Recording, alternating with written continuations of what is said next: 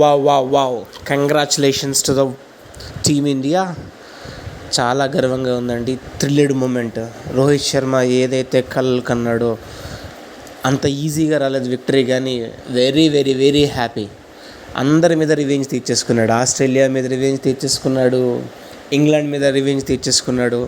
Finally south ఆఫ్రికాని కొట్టి 2024 T20 world కప్కి the king అయిపోయాడు.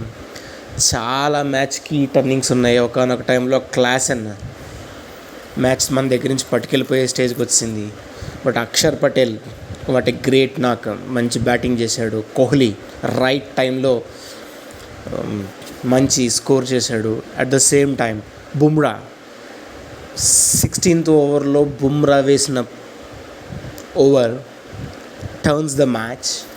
And Klaasen wicket తీసిన Pandya that makes the major change. And final ఓవర్లో సూర్యకుమార్ యాదవ్ పట్టిన sixer లైన్లో that makes the major differences. Anyway, congratulations India, congratulations team India.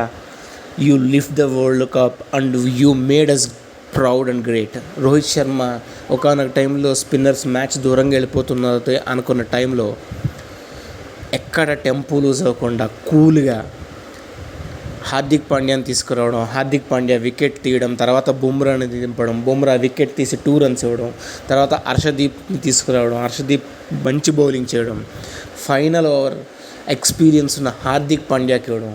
Hardik Pandya కొంచెం twist ఇచ్చాడు, ఒక no ball వేసాడు, ఒక వికెట్ తీసాడు, అగైన్ ఒక 4 ఇచ్చాడు. బట్ ఫైనల్లీ వై ప్రౌడ్. రియల్లీ ఒక్కళ్ళు కాదు మ్యాచ్ విన్నరు. ఫైనల్ అంటే ఫైనల్ లాగా జరిగిందండి. వన్ సైడెడ్ మ్యాచ్ లాగా కాకుండా ఇండియా ఫస్ట్లోనే వికెట్ పడిపోయిన రోహిత్ శర్మది అండ్ వికెట్ కీపర్ది, Kohli and Axar Patel they made very best partnership చేశారు. And subsequent Suryakumar Yadav out అయిపోయినా సరే మంచి స్కోర్ ఫైండ్ అవుట్ చేశారు. శివం దూబే కూడా మంచి రన్స్ చేశారు. All the best.